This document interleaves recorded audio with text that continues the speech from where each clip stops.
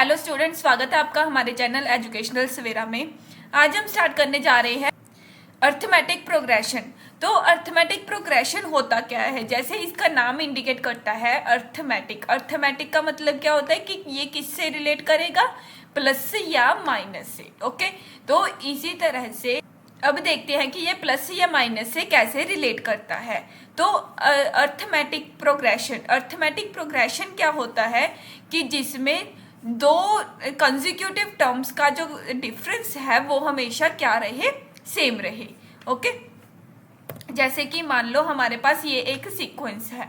Okay, अब ये sequence है तो इसकी जो फर्स्ट टर्म है वो क्या है? 2 है, सेकेंड टर्म 4 है, थर्ड टर्म 6 है एंड देन सो। ओके, तो अब इन दोनों में डिफरेंस देखो। 4 माइनस 2 में डिफरेंस क्या है? 2। 6 माइनस 4 क्या है? 2। 8 माइनस 6 क्या है? 2। 10 माइनस 8 क्या है? 2। तो जब ये दोनों का डिफरेंस जो है वो दोनों का डिफरेंस क्या रह रहा है? हमेशा सेम ही रह रहा है। वो कहीं भी चले जाए ये डिफरेंस हमेशा क्या रहेगा? सेम ही रहेगा। तो इसीलिए हम इसको बोलते हैं अर्थमेटिक प्रोग्रेशन, या फिर इन शॉर्ट वे हम क्या कह देते हैं इसको? एपी। तो अगर आपको किसी सीक्वेंस को देखना है कि वो एपी है या नहीं है, तो आप क्या करो कि कुछ जो भी टर्म्स आपको गिवन है उनमें क्या करो? डिफरेंस निकाल के देख लो कॉन्जिक्यूटिव टर्म्स का। कॉन्जिक्यूटिव मतलब जो साथ साथ पड़ी होती हैं, वो वाली टर्म्स का डिफरेंस निकाल के देखो। ना कि आप ऐसे करो कि पहले 2 का 6 से देख लिया, 4 का 10 से देख लिया। कॉन्जिक्यूटिव टर्म्स का जो डिफरेंस होना चाहिए वो क्या होना चाहिए? हमेशा सेम ही होना चाहिए।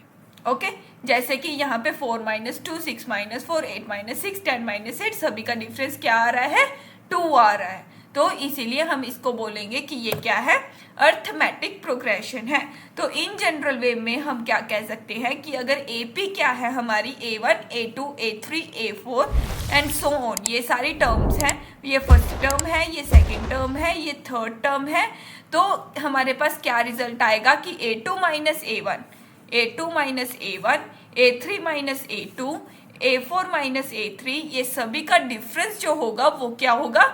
सेम होगा। और जो चीज सेम होती है, जो डिफरेंस सेम होता है, उसको हम नोटेशन देते हैं डी की, और इसको हम क्या बोलते हैं? कॉमन डिफरेंस, क्योंकि ये सभी चीजों में कॉमन है ना।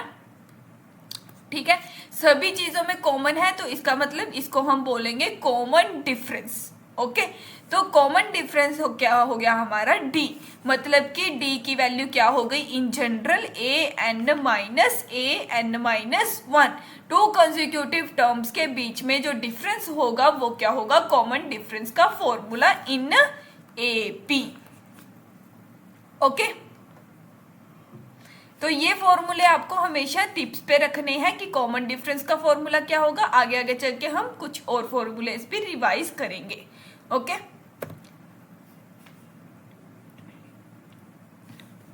ओके, तो हम इसको क्या कर सकते हैं कि A2 माइनस A1 की वैल्यू क्या थी? D। A2 माइनस A1 की वैल्यू क्या थी? D। तो हम A2 को क्या लिख सकते हैं? D plus A1। इसी तरह से A3 को क्या लिख सकते हैं हम? D plus A2।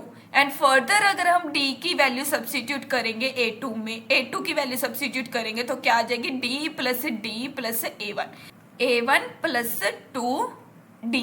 ओके, इसी तरह से हमारी A4 की वैल्यू क्या हो जाएगी? A3 plus D means A1 plus 2D plus D which is equal to A1 plus 3D।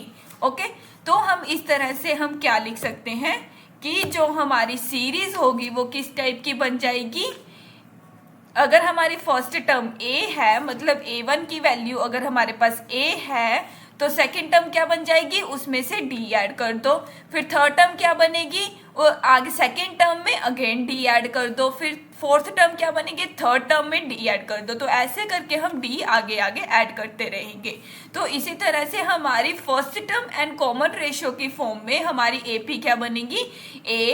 A plus D, A plus 2D, A plus 3D and so on, ताकि इन दोनों का डिफरेंस जो है consecutive difference हमेशा terms का क्या रहे?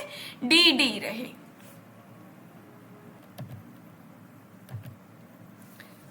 तो अब हमारा नेक्स्ट टॉपिक आता है कि इस डी के रिलेट से, डी को जब हम लिखते हैं तो डी के रिलेटेड हमारे पास अर्थमेटिक प्रोग्रेशन की 3 टाइप्स मेनली आती हैं।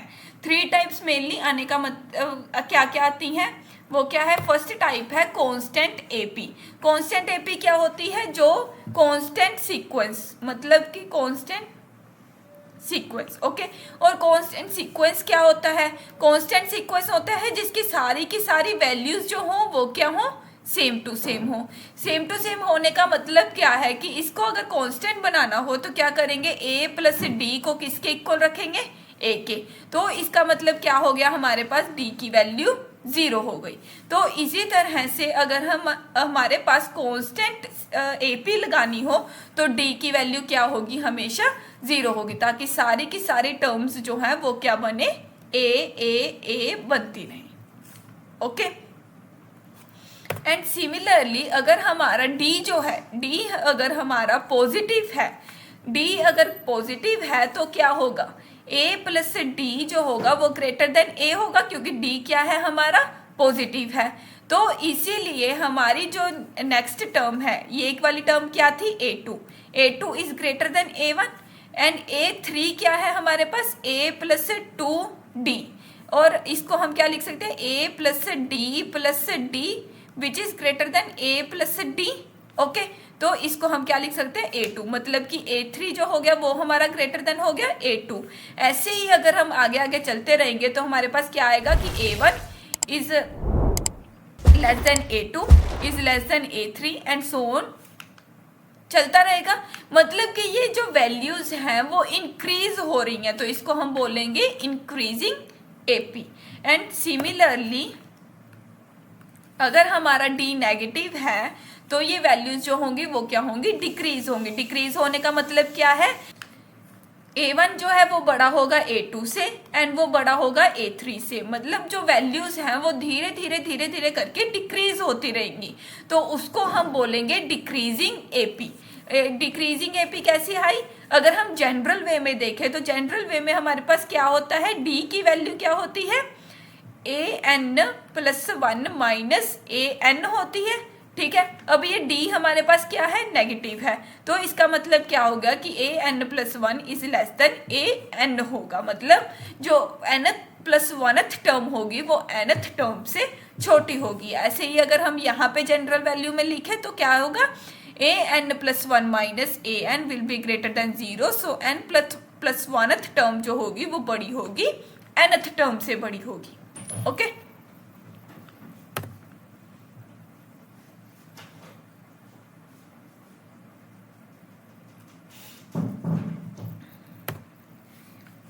अब देखो कि हमारे पास ये एक सीक्वेंस दिया हुआ है, हमने सबसे पहले चेक करना है कि ये वाला जो सीक्वेंस है वो एपी है या नहीं है। तो एपी चेक करने के लिए मैंने आपको बताया था कि हमें क्या चेक करना होगा? कुछ कॉन्जिक्यूटिव टर्म्स का डिफरेंस चेक करना होगा। तो कॉन्जिक्यूटिव डिफरेंस चेक करने के लिए हम क्या करेंगे? सबसे पहले इन दोनों टर्म्स का देखो, तो 2 + 2e² माइनस 2 + e² क्या होगा? 2 + 2e² माइनस 2 माइनस e², 2 से 2 कैंसिल, 2 - 1 1, तो ये क्या आ गया हमारे पास? e²। एंड सिमिलरली अगर हम ये वाली थर्ड टर्म और सेकेंड टर्म का डिफरेंस देखें तो क्या आएगा? 2 + 3e² माइनस 2 + 2e², ओके। तो ये क्या बन गया? 2 + 3e² माइनस 2 माइनस 2e², 2 से 2 again cancel and we have 3 - 2 1 is equal to e²। Similarly अगर हम फोर्थ एंड थर्ड टर्म का देखें तो क्या आएगा? 2 + 4e² minus 2 + 3e² which is equal to 2 + 4e² minus 2 minus 3e² is equal to again e²। मतलब कि ये जो डिफरेंस है वो हमेशा क्या आ रहा है? सेम आ रहा है। तो इसीलिए हम कहेंगे कि ये वाली जो सीक्वेंस है वो क्या है? एपी है, ओके। तो इस एपी की टर्म्स क्या क्या है? फर्स्ट टर्म क्या हो जाएगी हमारे पास? 2 + e² हो जाएगी, एंड जो कॉमन डिफरेंस है, कॉमन डिफरेंस क्या हो जाएगा, ई स्क्वायर हो जाएगा। तो ये हो गया हमारा अर्थमेटिक प्रोग्रेशन। ओके, अब हम देखते हैं कि इस अर्थमेटिक प्रोग्रेशन की हम जनरल टर्म कैसे निकाल सकते हैं। ये जो जनरल टर्म है ना, ये हम फर्स्ट टर्म से भी निकाल सकते हैं और लास्ट टर्म से भी निकाल सकते हैं। कई बार हमें लास्ट टर्म गिवन होती है, last term and common difference given होता है, तो हम जनरल टर्म क्या करते हैं, फर्स्ट टर्म से भी निकाल सकते हैं, और अगर फाइनाइट एपी हो तो हम लास्ट टर्म से भी निकाल सकते हैं। ठीक है, तो सबसे पहले हम क्या कोशिश करते हैं कि फर्स्ट टर्म से हम ए जनरल टर्म जो है वो कैसे निकालें। तो हमारे पास एपी क्या होती है, फर्स्ट टर्म अगर ए है तो सभी में डी डी डी ऐड करते जाओ, तो हमारे पास क्या जनरेट हो जाएगी, एपी। तो अब ध्यान से देखो, जो हमारी फर्स्ट टर्म होती है इसको हम बोलते हैं फर्स्ट टर्म। ओके, तो फर्स्ट टर्म क्या होगी हमारी, A1 होगी। और A1 हम कैसे लिख सकते हैं, A प्लस 0D करके लिख सकते हैं। तो जो मैंने कलर किया हुआ है वो वाले नंबर को ध्यान से देखो कि ये वाला नंबर क्या है, अगर 1 है तो यहाँ पे क्या आया हमारा, 0 आया। सिमिलरली A2 को हम क्या लिख सकते हैं, A प्लस D, मतलब अगर यहाँ पे बेस में हमारे पास सेकेंड टर्म है, सेकेंड का मतलब है कि A2 है तो हमारे पास D क्या आया, 1 आया। एंड अगर हमारे पास थर्ड टर्म है, मतलब कि अगर हमारे पास 3 है तो हमारे पास डी के आगे नंबर क्या आया, 2 आया। तो इसी तरह से अगर हम इसको जनरल वे में लिखना चाहें तो हमारे पास क्या आएगा कि अगर हमारे पास nth टर्म है तो nth टर्म क्या आएगी, डी के आगे n-1, मतलब कि एक छोटा, अगर 1 है तो 0 आया, 1 है तो 0 आया, 2 है तो 1 आया, 3 है तो 2 आया। तो हमारे पास nth टर्म है तो क्या आएगा, n-1, सभी में से एक एक सब्ट्रैक्ट हो रहा है। तो इसी तरह से हमारे पास फॉर्मूला क्या बनेगा, an is equal to a means first term plus n-1 into d, n-1 into d. n-1 क्या इंडिकेट करता है, नंबर ऑफ टर्म्स को, एंड डी क्या इंडिकेट करता है, कॉमन डिफरेंस को। तो first term plus n-1 into d क्या हो गया हमारा, nth टर्म फ्रॉम बिगिनिंग, क्योंकि यहाँ पे हमने क्या यूज किया है, फर्स्ट टर्म यूज की है। ओके, सिमिलरली अगर हमने एपी जो है वो लास्ट टर्म से लिखनी हो, अगर हमने फाइनाइट टर्म को लास्ट से लिखना हो, तो लास्ट से लिखने से पहले आप ध्यान से देखो कि जो हमने सीरीज फर्स्ट से लिखी थी उसी सीरीज को अगर हमने लास्ट से लिखना हो तो जो लास्ट वाली टर्म और सेकंड लास्ट वाली टर्म में क्या डिफरेंस होगा। जैसे यहाँ पे है, मान लो कि इस सीरीज में हमारे पास सिर्फ फोर ही टर्म्स हैं, तो 4 टर्म्स के अकॉर्डिंग ये जो फोर्थ टर्म होगी वो क्या होगी, हमारी लास्ट टर्म होगी, और ये वाली टर्म जो होगी वो क्या होगी, हमारी सेकेंड लास्ट टर्म होगी। ठीक है, तो लास्ट टर्म क्या है हमारे पास, a प्लस 3d है, एंड सेकेंड लास्ट टर्म क्या है हमारे पास, a प्लस 2d है। तो a प्लस 3d को हम a प्लस 2d कैसे बना सकते हैं, एक d माइनस करके। ठीक है, तो ये लास्ट टर्म में अगर हमने एक d माइनस किया तो हमारे पास क्या बन गई, सेकेंड लास्ट टर्म बन गई। ऐसे ही अगर हमने एक डी और माइनस कर दिया, a प्लस 2d में से एक डी और माइनस कर दिया तो ये क्या बन जाएगा, a प्लस डी बन जाएगा, मतलब कि वो क्या बन गई जाएगी, हमारी थर्ड लास्ट टर्म हो जाएगी। ठीक है, तो इसी तरह से अगर हमने जनरल एपी लास्ट से लिखनी हो तो हम क्या लिखेंगे, लास्ट टर्म, और उसमें से l माइनस डी किया तो सेकेंड लास्ट टर्म, फिर l माइनस 2d किया तो third last term, and l minus 3d किया तो फोर्थ लास्ट टर्म बनेगी। ठीक है, और ध्यान से देखो कि अगर किसी एपी में n टर्म्स ही हैं, n टर्म्स ही हैं, और तो उसकी लास्ट टर्म कौन सी बनेगी, anth टर्म। anth टर्म जो होगी वो क्या बनेगी, लास्ट टर्म बनेगी। तो an किसके इक्वल होगी, l के इक्वल होगी। तो अब हम देखते हैं कि इसमें हम लास्ट टर्म को यूज करके एपी की जनरल टर्म को कैसे लिख सकते हैं।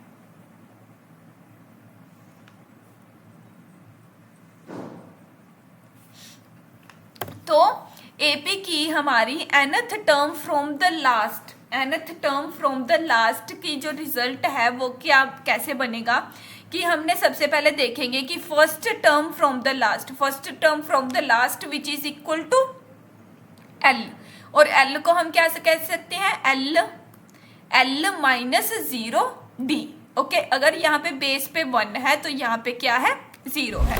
अब सेकेंड लास्ट टर्म को हम क्या लिख सकते हैं, a2 डैश मतलब कि l माइनस डी। तो इसको हम क्या लिख सकते हैं, l माइनस डी। अगर यहाँ पे 2 है तो यहाँ पे क्या है, 1। सेम पीछे वाला प्रोसीजर, यहाँ पे अगर 1 0 है तो अगर 2 है तो यहाँ पे क्या है, 1 है। सिमिलरली a3 डैश को हम क्या लिख सकते हैं, l माइनस 2d। आगे भी l सेम है, d सेम है, बस ये जो नंबर है वो क्या हो रहा है, चेंज हो रहा है। तो इसी तरह से हमारे पास nth term from the last क्या बनेगी, n minus 1 into D. Okay, तो आप एक और बात देखो कि हमारे पास जो ये nth टर्म लास्ट वाली, अगर n टर्म्स है किसी AP में तो an की वैल्यू किसके इक्वल होगी, l के इक्वल होगी। मतलब an की वैल्यू किसके इक्वल होगी, a1 डैश के वैल्यू बराबर होगी। ऐसे ही अगर हमारी ऐसे ही हमारी क्या होगी, फर्स्ट टर्म किसके बराबर होगी, nth term from the last. Okay, अगर आप इस चीज को और अच्छे वे में समझना चाहते हो तो क्या देखो कि अगर हमारे पास ये वाली एक सीरीज है, ये एक AP है, ठीक है, AP है और इसमें कितनी टर्म्स है, 6 टर्म्स है, ठीक है। तो इसके फर्स्ट टर्म किसके बराबर क्या है, 1, और इसकी हमारे पास सेकंड टर्म क्या है, 2 है, थर्ड टर्म क्या है, 3, फोर्थ टर्म क्या है, 4, एंड फिफ्थ टर्म क्या है, 5, एंड सिक्स्थ टर्म क्या है, 6 है, ठीक है। सिक्स्थ टर्म क्या हो गई हमारी, 6 होगी। और अगर हम लास्ट से टर्म्स गिनना शुरू करें तो फर्स्ट लास्ट टर्म क्या होगी हमारी, 6 होगी। और ये क्या है हमारी a1 डैश की वैल्यू क्या होगी, 6 होगी। सेकेंड लास्ट टर्म क्या होगी हमारी, 5 होगी। थर्ड लास्ट टर्म क्या होगी हमारी, 4। फोर्थ लास्ट टर्म क्या होगी, 3, एंड फिफ्थ लास्ट टर्म क्या होगी, 2, एंड सिक्स्थ लास्ट टर्म क्या होगी हमारी, 1 होगी। तो इसी तरह से ये जो लास्ट टर्म वाली सीरीज है वो क्या होगी, अपोजिट चलेगी। तो आप अगर इन दोनों को ध्यान से देखो तो इन दोनों के कोफिशिएंट्स में क्या है कि a1 इज इक्वल टू क्या है, a6 dash, a2 is equal to क्या है, a5 dash, a3 is equal to है a4 dash, a4 is equal to है a3 डैश के, एंड सो। तो हमारे पास इन दोनों में रिलेशन बन रहा है कि इन दोनों का जो बेस का सम है वो हमेशा क्या आ रहा है, 1 + 6 is equal to 7, 2 + 5 is equal to 7, 3 + 4 is equal to 7, 4 + 3 is equal to 7। लेकिन नंबर ऑफ टर्म्स कितनी थी, 6। हम जनरल वे में क्या कह सकते हैं कि अगर हमारी किसी AP में n नंबर ऑफ टर्म्स हैं तो हमारी जो mth टर्म होगी, कोई भी mth टर्म होगी, वो किसके इक्वल होगी, a dash of n + 1 minus m। Okay, mth term जो होगी वो n + 1 minus mth term from the last के इक्वल होगी, ताकि इन दोनों का जो सम है, इन दोनों के सबस्क्रिप्ट का सम है वो क्या आएगा, n + 1 माइनस m किसके इक्वल आए, n + 1 के इक्वल आए। n है तो यहाँ पे क्या आए, n + 1 आए। तो अगर आपको बोल दिया कि किसी सीरीज में 8 टर्म्स हैं, किसी सीरीज में 8 टर्म्स हैं, तो a5th टर्म जो होगी वो लास्ट से कौन सी टर्म के इक्वल होगी, वो क्या होगी, लास्ट 4th टर्म के इक्वल होगी, लास्ट 4th टर्म के इक्वल होगी, क्योंकि 5 + 4 क्या होगा, 9 होगा। अब उसी चीज से हमारे पास एक और रिजल्ट आता है, वो क्या कहता है कि sum of the equidistance term from the beginning and the last is equal to the sum of first and last term. तो इसमें क्या है कि अगर हमारे पास एक सीरीज है ABCDEFGH, ठीक है, मान लो कि ये हमारे पास सीरीज है, इसकी फर्स्ट टर्म क्या है a और लास्ट टर्म क्या है एच है। ठीक है, तो इनका क्या होगा कि अगर हमारे पास जो टर्म है वो इक्वल डिस्टेंस है बिगिनिंग और लास्ट से, जैसे जो टर्म्स है, जैसे बी जो है वो फर्स्ट से क्या है, सेकंड पोजीशन पे है, एंड जी जो है वो लास्ट से सेकंड पोजीशन पे है। ठीक है, तो क्या होगा, इन दोनों का जो सम होगा बी प्लस जी का, वो किसके इक्वल होगा, फर्स्ट एंड लास्ट टर्म के इक्वल होगा। सिमिलरली जो सी है वो क्या है, थर्ड पोजीशन पे है, एंड जो एफ है वो लास्ट थर्ड पोजीशन पे है, तो सी प्लस एफ भी क्या होगा, फर्स्ट एंड लास्ट टर्म के सम के बराबर होगा। डी जो है वो फोर्थ पोजीशन पे है, ई जो है वो लास्ट फोर्थ पोजीशन पे है, तो इसी तरह से हमारे डी प्लस ई भी क्या होगा, ए प्लस एच के इक्वल होगा। ओके, तो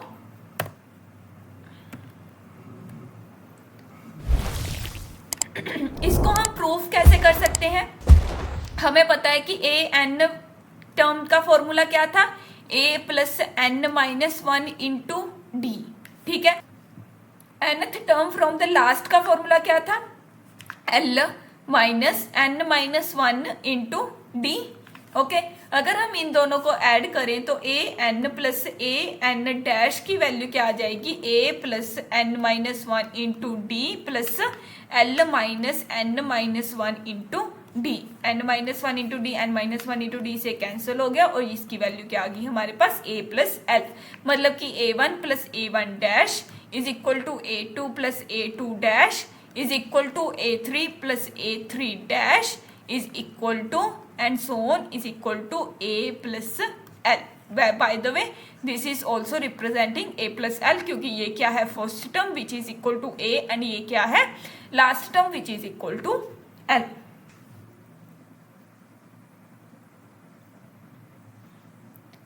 अब हमारे पास जो इसका nth टर्म का फॉर्मूला है उसको यूज करके एक क्वेश्चन आता है, वो क्या है कि अगर हमारे पास mth term of the AP is 1/n, मतलब कि am की वैल्यू क्या है, 1/n है, and nth term is 1/m, means nth term की वैल्यू क्या है, 1/m है, तो हमें amn की वैल्यू निकालनी है।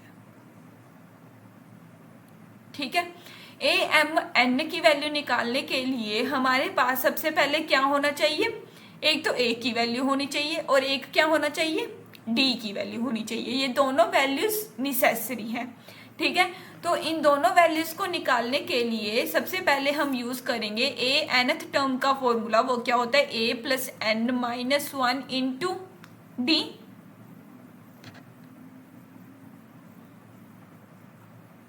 ओके, तो अब देखो कि am की वैल्यू क्या होगी हमारे पास, 1/n is equal to a plus m minus one into d, and similarly 1/m की वैल्यू क्या हो जाएगी, a plus n minus one into D. Okay, अब यहाँ पे कोफिशिएंट ऑफ a 1 है, यहाँ पे भी 1 है, तो हम 1 एंड 2 इक्वेशन को अगर हम सब्ट्रैक्ट करेंगे तो हमारे पास क्या आएगा, 1/n minus 1/m is equal to m minus one minus n minus one into d, which is equal to m minus n upon m n is equal to m minus one minus n plus one into d. Minus one से plus one cancel हो गया, तो ये क्या आ गया हमारे पास, m माइनस वन से कैंसिल हो गया, तो हमारे पास क्या आ गया, d की वैल्यू क्या आ गई, 1/m n। ओके, d की वैल्यू आ गई। अब हमें सिंपली क्या निकालनी है, a की वैल्यू। a की वैल्यू के लिए हम बस एक इक्वेशन में इसको सब्स्टिट्यूट कर देंगे, तो हमारे पास क्या आएगा, 1/n is equal to a plus m minus one upon m n। Okay, तो a की वैल्यू क्या आ जाएगी, 1/n minus m minus one upon m n। LCM ले लेंगे m n का, तो यहाँ पे n ऑलरेडी है, तो m minus m plus one which is equal to 1/m n again. तो हमारे पास क्या आ गया, तो अब हमारे पास क्या निकालना है, हमें a m n की वैल्यू निकालनी है, तो a m n की वैल्यू क्या होगी, a plus N minus one, यहाँ पे एन क्या है एम एन, तो M N minus one into D. A की वैल्यू सब्सिट्यूट की क्या आएगी 1/m n, एंड डी की वैल्यू सब्सिट्यूट की तो वो भी क्या आएगी 1/m n। दोनों का बेस सेम है तो हम क्या करेंगे m n 1 plus m n minus 1, तो हमारे पास क्या आ जाएगी वैल्यू 1 से 1 कैंसिल हो गया, m n/m n is equal to 1, means a m n की वैल्यू क्या आ जाएगी 1। तो अगर आपको इस चैनल की वीडियोस पसंद आ रही हैं तो प्लीज़ इस चैनल को लाइक शेयर एंड सब्सक्राइब जरूर करें।